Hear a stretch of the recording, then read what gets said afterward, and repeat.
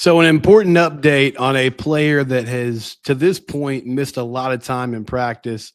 This is airing on Wednesday. This was a Tuesday practice update. Steven Johnson from the Fort Worth Star Telegram says that Jordyn Bailey was suited out and back. So, I did a show on Tuesday, and I still believe this. I think Joseph Manjak's going to be your starter at the slot wide receiver position.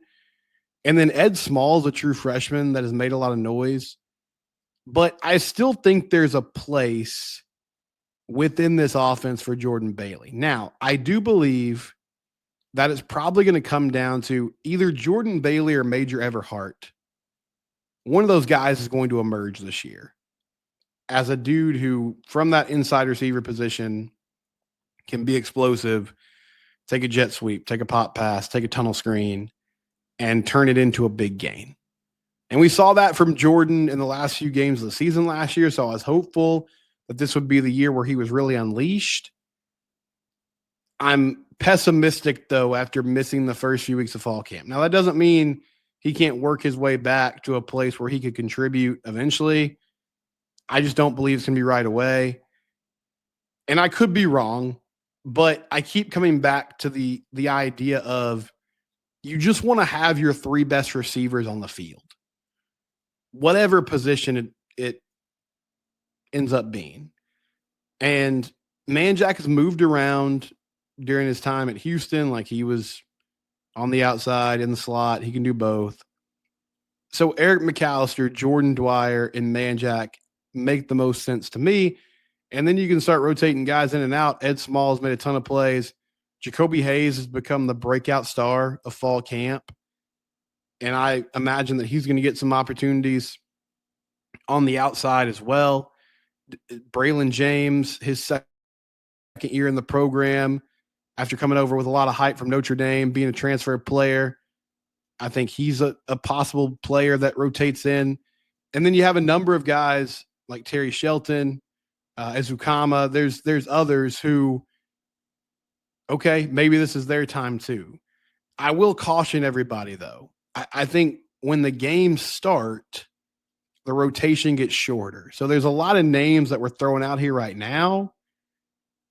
But once everything gets going, it's about who produces. And that's why I think between Everhart and Bailey, one of those players is going to assert their will and become more of a factor in this offense.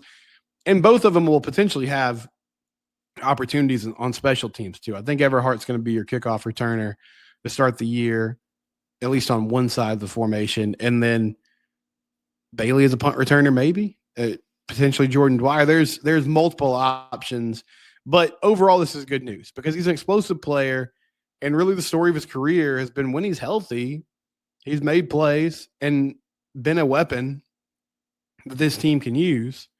So if he's back in a place where he's at full go, then that's great news for TCU. This is not a team that has a lot of position battles going on.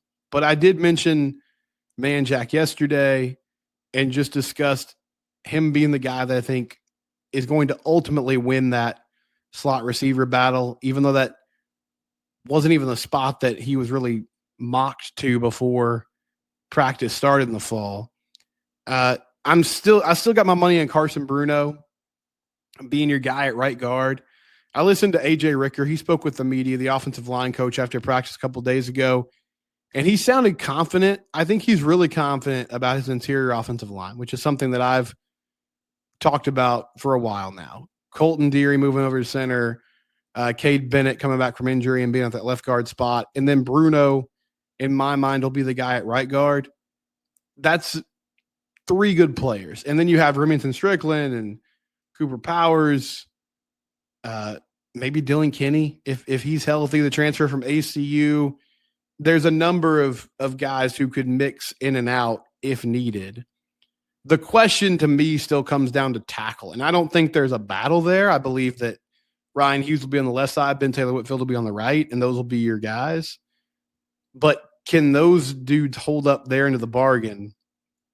If they can, and they're able to get push in the run game and protect Josh Hoover in the passing game, then I believe this is going to be a really good football team.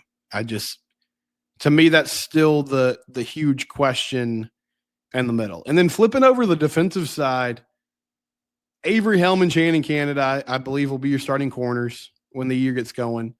But I do think McIver's going to play a lot. I believe Vernon Glover will get some opportunities as well. There'll be a kind of a mix and match mentality there.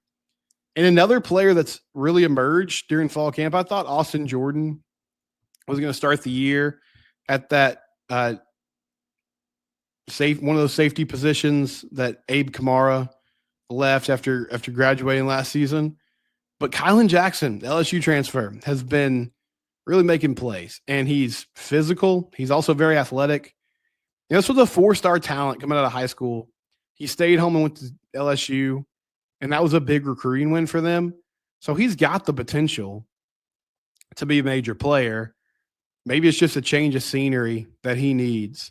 I think he's got the right combination, though, of physicality, the ability to come up and play in the box if needed, but also can cover a wide receiver or a tight end or running back out of the backfield, and has that athletic ability as a player to run down the field with multiple types of guys and can make plays in a big way. So I think all those things are encouraging, but I feel like Kylan Jackson's going to be the dude at one of those safety spots, and moving forward will just be a big name for this team and this defense. It's coming together, guys. We're getting closer. We're going to have depth chart next week. We're almost a week away from the season starting. When we come back, our mailbag segment, where you get involved in the show, that's coming up next year on Lockdown Horned Frogs, your team every day.